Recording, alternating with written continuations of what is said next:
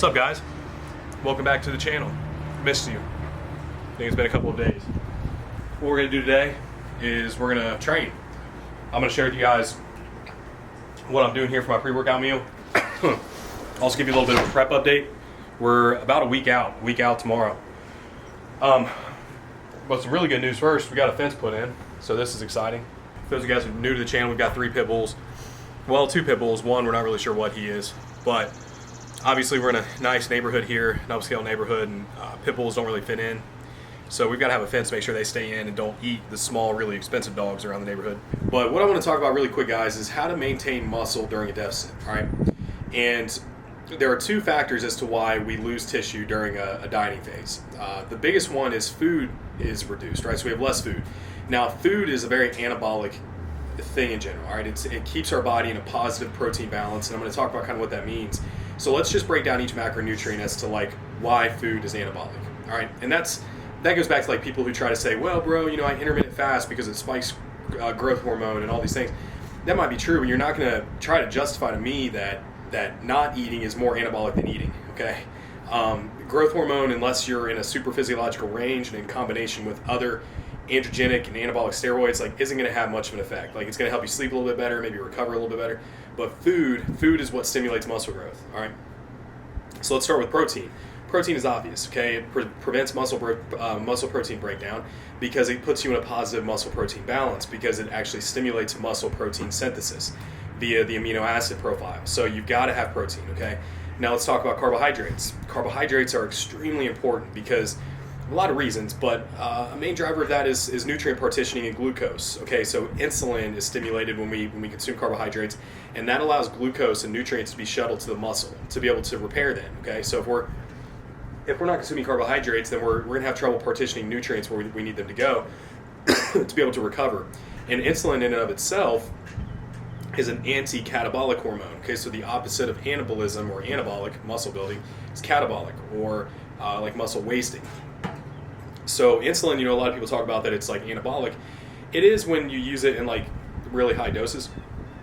You know, like a lot of bodybuilders will use exogenous insulin, but like your own body's insulin, it's more so anti-catabolic than it is anabolic. So it keeps it keeps muscle protein breakdown from happening. It's it's muscle sparing. So that's why, you know, intra-workout carbs can be so lucrative. It keeps cortisol low. That's why carbs around training are so important. You know, aside from just energy and glucose and ATP production, you know, it actually helps shuttle nutrients to the muscles. Now, the last macronutrient to talk about is fat. Fat is important, especially for you natty guys and girls, because it's the substrate to our sex hormone production and other hormones. So, you know, if our fat's too low, then our bodies aren't going to produce testosterone, very anabolic hormone, estrogen, important for muscle building, and other, you know, thyroid, like all these other hormones that are important. So as we diet and food goes lower, our bodies start to send signals that, okay, we've got to start to catabolize and reduce energy or we got to try to find where energy availability is prevalent. So one of the most prevalent places, obviously, is stored body fat, but also, you know, muscle mass. So it's going to want to start eating into muscle mass. Okay, so we've got to apply. This is going to bring me to my second point. We've got to apply a stimulus to the body to tell it to maintain muscle mass. So anybody want to guess how we do that? Good guess.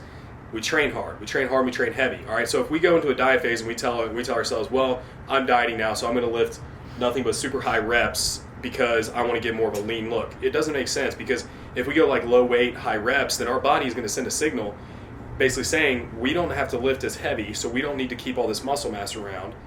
Therefore, let's use this as energy that we don't have available via food. So the most efficient thing you can do while training during a diet phase is to continue to train heavy and hard. Okay, try to still progress in lifts, you know, through a dieting phase. Just because foods are reduced doesn't mean that you have to stop progressive overload. Especially now, if you're an advanced person and you already kind of are like at the upper end of your strength progression, like, you know, you're adding 2.5 pounds here, 5 pounds there, you might not add a lot of weight during dieting phase. But even just maintaining loads is going to help keep muscle mass. That should be looked at as progression. Using things like intensity techniques to keep volume high, applying that stimulus on your body. So all that shit's important. Now, there comes a point where recovery capacity reduces because we have less energy available, so our ability to recover diminishes. Now, a lot of people will then say, okay, I'm just going to start to reduce load. And I don't believe in that. I think we reduce volume, or obviously volume is equatable across the whole picture, but what we need to do is just maybe drop working sets down a little bit, but still keep that signal to the body like, hey, it's got to work through some shit with heavy loads. So it's going to tell, your body's going to recognize that. It's going to want to maintain muscle tissue. So right now, for example, I'm a week out. We have changed up training. Okay, right now at a week out, my body's just fucking beat up. I've got little nagging injuries. I can't train the same way I did when I was, 18 weeks out or 15 weeks out, 12 weeks out. So we're using things more so along the lines of intensity techniques. I'm using like blood flow restriction or occlusion training, other modalities to try to keep a stimulus on my muscle without, number one, risking injury, and number two, digging myself in an unrecoverable hole. So that's how you're going to kind of see training style adapt. And I didn't really start adapting training to this way until like maybe 3 or 4 days ago, because I was recovering, but now I'm noticing that my recovery capacity is really diminishing. So today we're gonna hit a push pull day. So we're combining chest with back, and it's gonna be not a lot of working sets. Okay, but those working sets that we are gonna embark on, we're gonna fucking go after it. Okay, so because you might start a prep with like 15 working sets, but we can't maybe 20 working sets, but as the prep continues, you can't recover from that, and you're not going to be giving your full effort and intensity within all of those because energy availability just isn't there. So you're going to see a lot of unique modalities today that we're going to train with in terms of I think we might do some blood flow restriction. I forget if that's today. Some intensity techniques, things like drop sets, AMRAPs. One thing that I like to do late in prep is a kind of a top end and back down set. So what that means is that we're going to slowly work up and build volume on a big movement, usually compound lifts. Typically we do this with. So for example, if we do like an overhead press today, I'm going to start with like a lightweight and continue to bump up with a 6 to 8 rep range. So in the first few sets, it's going to be easy, okay? But we're building volume until I hit a weight that I fail with 6 to 8 reps, and that's full failure. And then once we hit that failure set, okay, that's our working set. We only count working sets that push us. From there, we're going to do a back down set with higher reps. So we're going to drop the weight down probably 10, 20%, and we're going to go to failure again. Okay, so you're only doing like 2 working sets per movement, but we also added a lot of volume, total volume, because we did all these load sets, right?